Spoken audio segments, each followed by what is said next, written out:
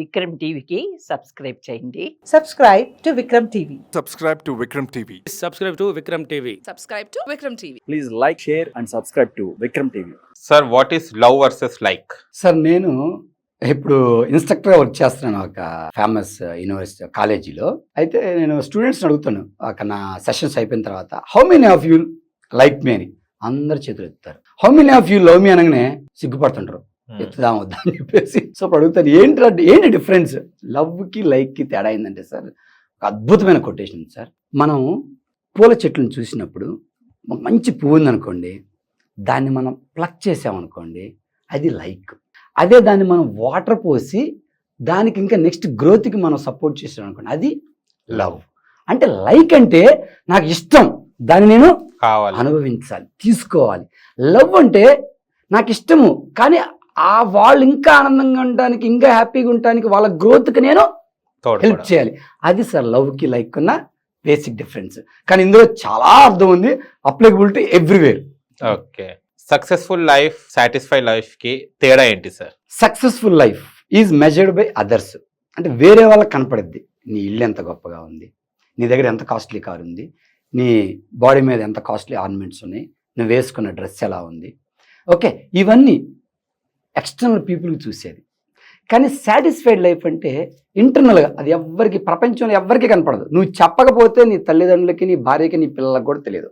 నీ అంతరాత్మకు మాత్రం నీకే తెలుసు అది నీ సాటిస్ఫై. అంటే నువ్వు పడుకున్నప్పుడు రాత్రిపూట పడుకున్నప్పుడు వెంటనే ఒక్క సెకండ్ 5 సెకండ్స్లో అలా నిద్ర వచ్చేసిందంటే నువ్వు చాలా, అంటే అది ఒక ఫీలింగ్ సార్. కొన్నిటికి అవి మనం చెప్పలేని ఫీలింగ్, అలాంటి ఫీలింగ్ అది మన internal feeling. So satisfied life అంటే it's an internal feeling, how you feel.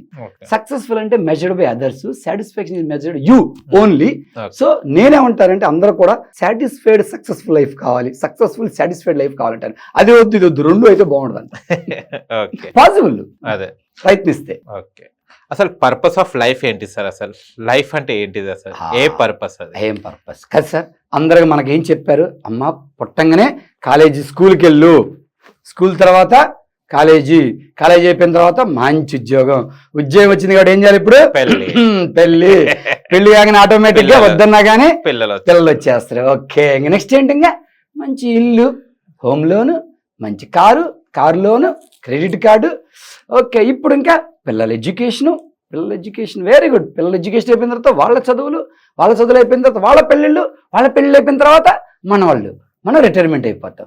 ఇప్పుడు మనం ఇంకా అయిపోయింది ఇదే లైఫ్, ఇప్పుడు ఆనందంగా ఉందాం అనుకుంటారు. కానీ అది ఒక భ్రమే. ప్రతిరోజు రాత్రి పగలు ఉన్నట్టు, సంవత్సరంలో డిఫరెంట్ కాలాలు ఉన్నట్టు మనిషి జీవితంలో కష్టం సుఖం అనేది ఎప్పుడు కూడా పక్కనే ఉంటుంది తప్ప నేను ఇన్నాళ్ళు కష్టపడ్డాను ఇప్పుడు నుంచి సుఖపడతాను అంటే ఏమీ ఉండదు సార్ జీవితంలో. It's a continuous process. కష్టం తర్వాత సుఖము, సుఖం తర్వాత కష్టం, ఇదే జీవితం. 2 కష్టాల మధ్య ఉండేదే సుఖము, 2 సుఖాల మధ్య ఉండేదే కష్టము. ఇది ఎప్పుడు ఉంటుంది, ప్రతి వయసులో ఉంటుంది. చదువుకునేటప్పుడు ఉంటుంది, పెళ్లి చేసుకునేటప్పుడు ఉంటుంది, పిల్లలు కన్నప్పుడు ఉంటుంది, నువ్వు రిటైర్మెంట్ ఉన్నప్పుడు ఎప్పుడు ఉంటుంది సార్. సో కాబట్టి ప్రతిరోజు హ్యాపీగా ఉన్నదాన్ని బ్యాలెన్స్గా చేసుకోవాలి తప్ప ఇదంతా అయిపోయిన తర్వాత 60 సంవత్సరాలతో నేను హ్యాపీగా ఉంటానంటే అది కాదు.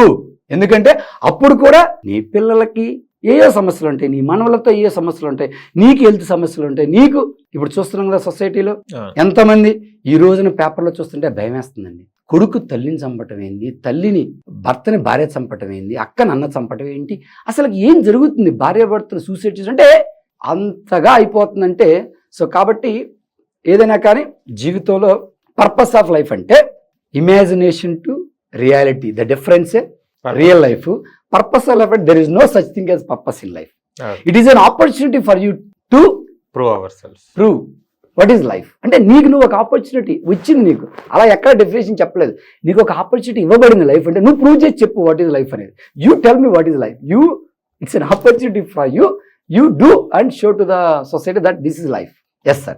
Why education sir? ఎడ్యుకేషన్ ఎందుకు అసలు? ఎడ్యుకేషన్ అనేది మన లైఫ్ లో ఎంతవరకు ఉపయోగపడుతుంది? ఒక great legendary quotation sir. Education is the manifestation of the perfection which is already with in you. అంటే ఈ చదువు అనేది ఒకప్పుడు మన గురుకులాల్లో ఉండేది, ఇప్పుడు మన వెస్ట్రన్కి అంతా ఇదైపోయాం. కానీ ప్రతి మనిషిలో కూడా భగవంతుడు యూనివర్స్ ఒక యూనిక్ క్వాలిటీని ఉంటేనే వాడు మనం భూమి మీదకి వస్తాడు.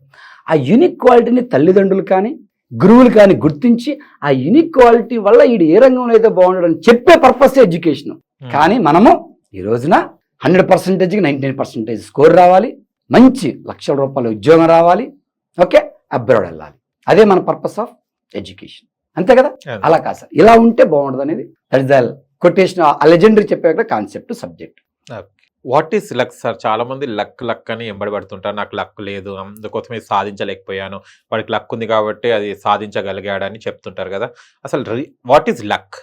సో లక్ అనేది సార్, కొంతమంది కర్మని బిలీవ్ చేస్తారు, కొంతమంది హార్డ్ వర్క్ని బిలీవ్ చేస్తారు, కొంతమంది హార్డ్ వర్క్ ప్లస్ కర్మ ఉంటుంది. సో ఇది డైరెక్ట్గా ఇదే అని చెప్పలేం, కానీ కొంతమందికి ఎస్ వాళ్ళ పేరెంట్స్ చేసుకున్న కర్మఫలము, మళ్ళీ మరి వీళ్ళు పోయిన జన్మలో చేసుకునేటప్పుడు బిలీవ్ చేసే వాళ్ళకి ఆ విధంగా బిలీవ్ చేస్తారు. కొంతమంది లేదు, ఇప్పుడు మనం చూస్తున్నాం కదా మన మూవీలో చాలామంది సక్సెస్ అయిన వాళ్ళందరూ కూడా ఒకప్పుడు ఎంతో కష్టపడి ఎస్ అలా హార్డ్ వర్క్ చేసిన వాళ్ళు దేసే ఎస్ లక్ అనేది ఒకటి ఉంది, ఉండొచ్చు, కానీ హార్డ్ వర్కే మెయిన్ ఇంపార్టెంట్ అని చెప్పేసి అంటారు.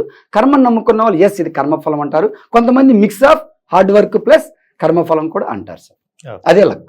అండ్ నేను చెప్పాను who is the luckiest person అంటే అదృష్టవంతుడు ఎవరంటే నచ్చిన పని తెలియాలి, చేతి నిండా ఆ పని ఉండాలి, వాళ్ళే అదృష్టవంతుడు, లక్కీ పీపుల్ అని నేను అంటాను.